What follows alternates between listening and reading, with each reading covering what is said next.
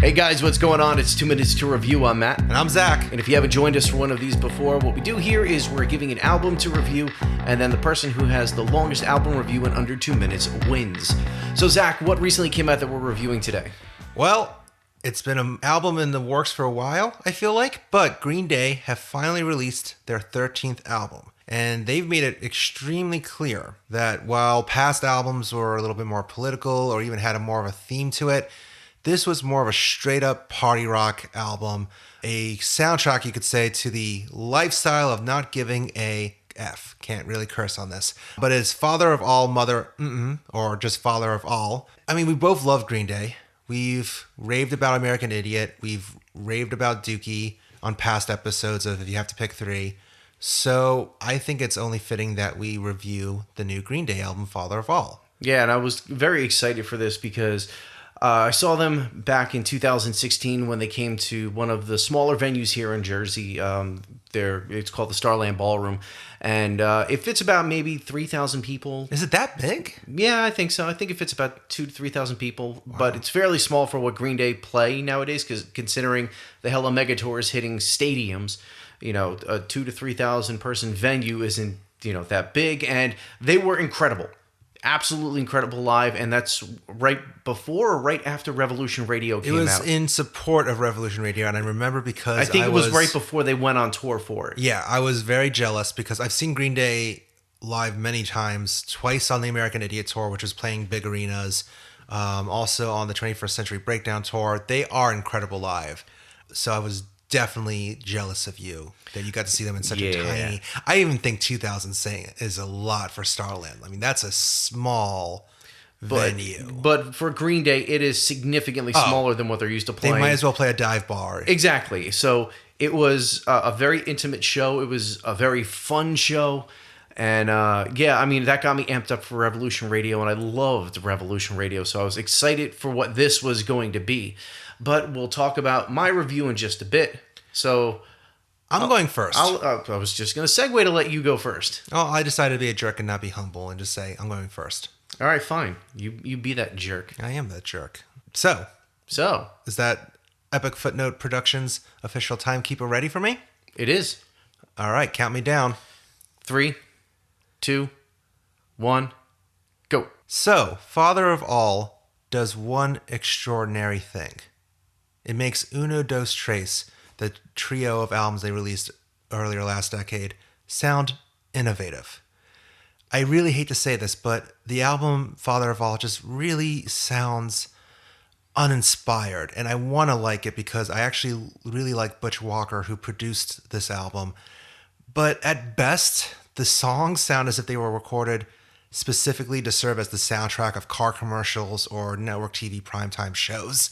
It's lacking something. I know that they're trying to create a party rock album, and if anyone could in theory succeed at that, it is Green Day. But in 2020, what they produce just sounds desperate more than fun. It's as if the album was a human being, I would imagine it being a 40-year-old going to a high school party in the midst of its midlife crisis. It's just very, not bad, just disappointing and lackluster. And in short, everything Green Day is trying to achieve on Father of All with the party rock anthems, they did 10 times better with Foxborough Hot Tubs. And time. And what is your star rating on this, good sir? I was going to give them credit for some of the composition, but even that to me was lackluster. I'm going to give it a 1.5 star review. Okay. It was disappointing. I'm not expecting the Green Day to be the same band that recorded American Idiot. They tried to do that with Revolution Radio, which was a good album, but even that, to be honest, I felt was a little lackluster. That was a good album. I thought even that was a little lackluster. No, that was a good album. That one lacked the drive that they had in the past albums, and I felt like this one, it's just literally. So if you're not familiar, Foxborough Hot Tubs was the project that they released. I believe it was in between American Idiot and 21st Century Breakdown. Essentially, at this point, they had become known for being rock opera, political, heroes with American Idiot. So they just wanted to make a fun 60s rock sounding record, but they did it under like a different name so that they can kind of keep the hype going with American Idiot. And I would really strongly recommend, if you're looking for a Green Day party album, that's the one to listen to, not Father of All. Okay. So, Matthew, my dear boy. Mr. Zachary. Are you ready? I'm ready to be that American idiot. 3, 2, go.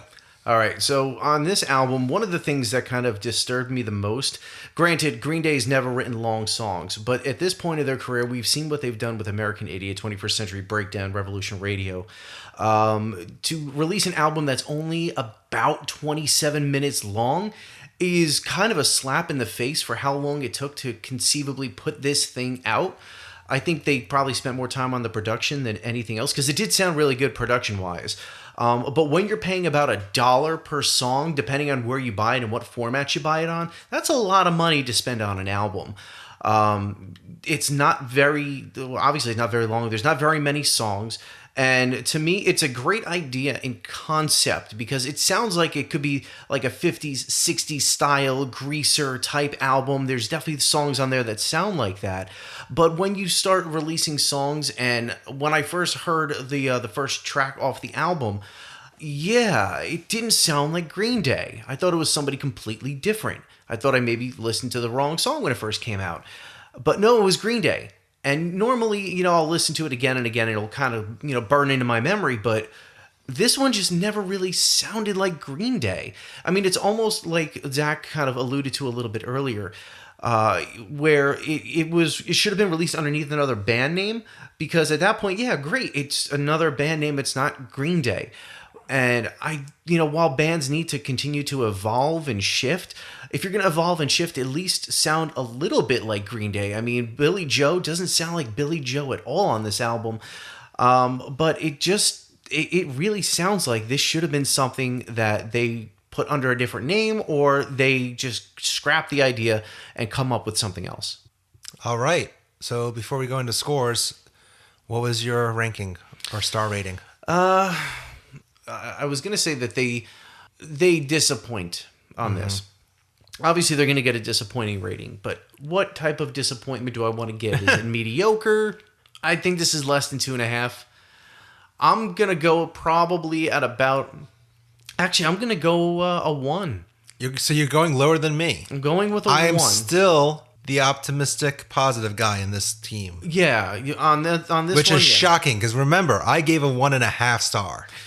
You Price is Right me. Well, considering that they're trying to squeeze $1 per minute out of you on this, I figure I'd give them a 1 star. I'm glad you mentioned about the shortness. Now, because granted, I mean, in the end of the day, Green Day is still a punk band, and punk shouldn't really be 20-minute operas per song. But when I read, 26 minutes? That's like an EP at best. Yeah, I know.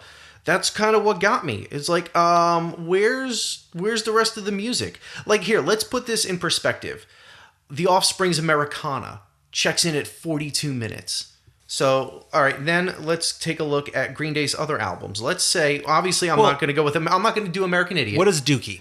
Dookie. That's actually exactly where I was going to go. Dookie checks in at 38 minutes. I would say that's about right. Between 30 to 40 minutes. 26 minutes, that's a slap in the face to anybody who wants to go pick up an album. And there are bands out there that release albums of nothing but 30 to 45 second songs, but they have 30 songs on the album. Also, at first I was about to make fun of you going, you're buying songs individually still. But here's, this kind of ties into how, while I respect Green Day trying to get new fans, it's like, guys, you're 40-plus-year-olds. Stop trying to throw teenage high school parties. And this is what we talked about when we reviewed Blink-182, the same exact thing. It's like they're trying to go back and they're trying to recapture that youth that made them who they were at the time. You can't really do that. Yeah. Anybody who's coming out now and who's putting out, party-sounding albums, they are that young. Come up with something more mature, because now the young bands of the world are looking up to you to be that inspiration. It's funny you brought up Blink-182, because I was just thinking, and kind of tying into Revolution Radio. In 2016, both Blink-182 and Green Day released new albums. And those are two bands that, even though they have so many similarities, usually fans prefer one over the other. And I'm usually more of a Green Day fan than I'm Blink. But that year, Blink-182 surprised me with California. And in my mind, it's like, wow, they actually released a better album than Green Day. So yeah, let's talk about Revolution Radio for a but second. Real quick, also, so that made me go like, wow, they released that. So fast forward, now granted it was 2019, but within like a 5-month period, Blink-182 and Green Day released new albums as well. And while, as you can listen to a past episode of 2 Minutes to Review, wink wink, self-promotion, where we reviewed Blink-182's 9, I wasn't a fan of that album. And yet, as I'm listening to Green Day's new album, Father of All, I'm thinking 2 times in a row, Blink-182 released what was, a considerably better album, because at least there was like some more thought and emotion that went into 9. Father of All, I'm sorry, but everything I listened to, the only thing that was actually fully baked was the production. That's a credit to Butch Walker. Everything else, even if you look at the album cover, if you look closely, that's just the American. It's American. Recycle. Yeah, it's American Idiot like quarter of it that they just not even Photoshop. But I'm pretty sure they just used Microsoft Paint and added in Green Day name and like a puking pony or unicorn. Like, it's a unicorn. Everything about this album just screams lazy. Yeah, it really does. And talking about those other 2 albums, Revolution Radio and California, both of them are over 40 minutes long. So if you are buying it on vinyl, it does kind of warrant it. I mean, you spend $27 to $30 on the vinyl, and it's getting near that dollar per minute, but this is just a blatant grab at money for 27 minutes at $27. And it's funny, we were talking about like I was making the joke, it's like, oh, look at us old timers trying to buy songs, individual songs that are just streaming it on Apple Music like the rest, like everyone else. But the truth of the matter is, as much as Green Day wants to act like a new young hip band, they got to remember that they have 2 groups of audiences. Either fans who discover them with Dookie or fans who discover them with American Idiot. And guess what? Both groups at this point are old. And they're going to be disappointed. And they're going to want to buy physical copies for the most part. Yeah. But you know what? None of that matters. And it's time now to reveal who actually won this session. Who gave the longest review in under 2 minutes? I have a feeling that I went over. So let's go into my score first. No. We go into the order. So, no. I want my score now. Fine. So then warm up the Epic Footnote Productions official drum beater. It's cold here. So hold on.